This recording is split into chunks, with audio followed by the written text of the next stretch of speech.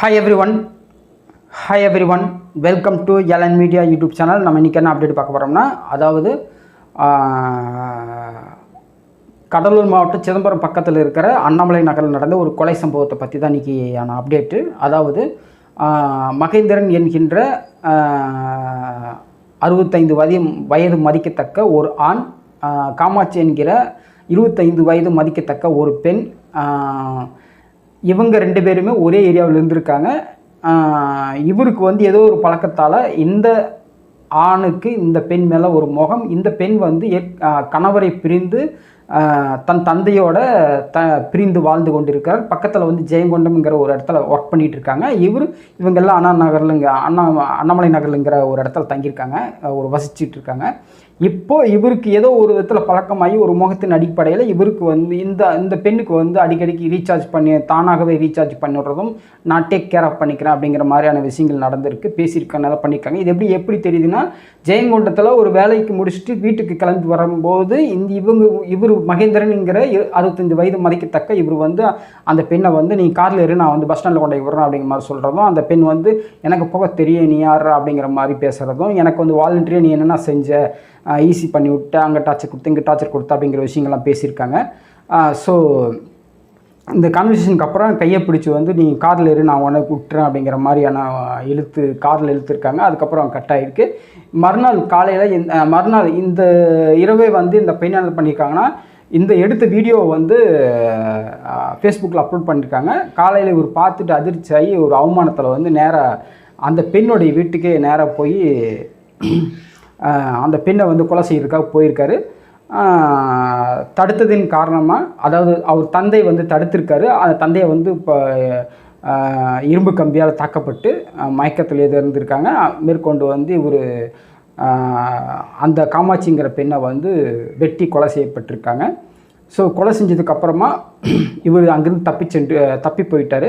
இதுக்கப்புறமா அண்ணாமலை நகர் காவல் ஆய்வாளர்கள் வந்து அங்கே போய் நேரில் பார்த்து இன்வெஸ்டிகேஷன் நடந்திருக்கு. இதில் வந்து எஃப்ஐஆர் பதிவு பண்ணியிருக்காங்க. பிஎன்எஸ் செக்ஷன் 103 ஃபஸ்ட்டு பதிவு பண்ணியிருக்காங்க. அடுத்தது செக்ஷன் வந்து மொத்தம் 6 செக்ஷனில் பதிவு பண்ணியிருக்காங்க. BNS section 103, BNS section 109, BNS section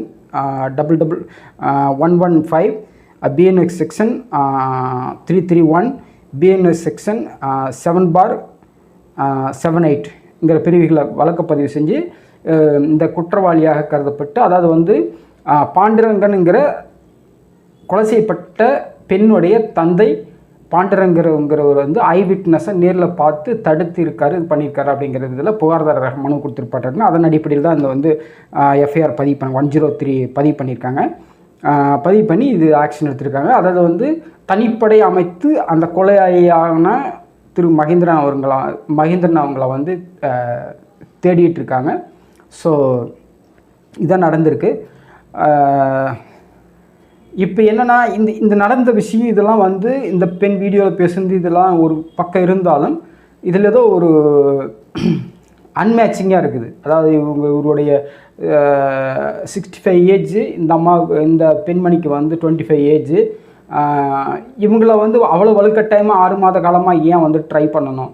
ஒரு பணம் கொடுத்தா நிறைய இடத்துல நிறைய விஷயங்கள் நடக்குது. இன்றைக்கி வந்து எக்கச்சக்கமான ஆப்ஸ் வந்துருக்கு, என்னென்னமோ இருக்குது, நிறைய அக்சசிபிலிட்டி இருக்கும்போது பர்டிகுலர் ஒரு பெண்ணை வந்து டார்கெட் பண்ணி அந்த மாதிரி 6 மாத காலமாக டார்ச்சர் பண்ண வேண்டிய அவசியம் என்ன இருக்குதுன்னு தெரியல. ஸோ எதுவாக இருந்தாலும் கொலை செய்யப்பட்டிருக்காங்க. அந்த கொலை குற்றவாளி ஆகிட்டார். ஸோ அவர் வந்து தேடிட்டுருக்காங்க. அவர் வந்து பிடிபட்டார். அவர் வந்து பேசினார் அப்படின்னா இந்த கேஸ் வரையும் இன்னொரு டைமென்ஷன் கிடைக்கும், இன்னொரு வருஷன் கிடைக்கும் அப்படிங்கிற ஒரு இது இருக்குது. பார்க்கலாம் இந்த கேஸோடைய உண்மைத்தன்மை என்னன்னு. தேங்க்யூ ஃபார் வாட்சிங் this video. See you again.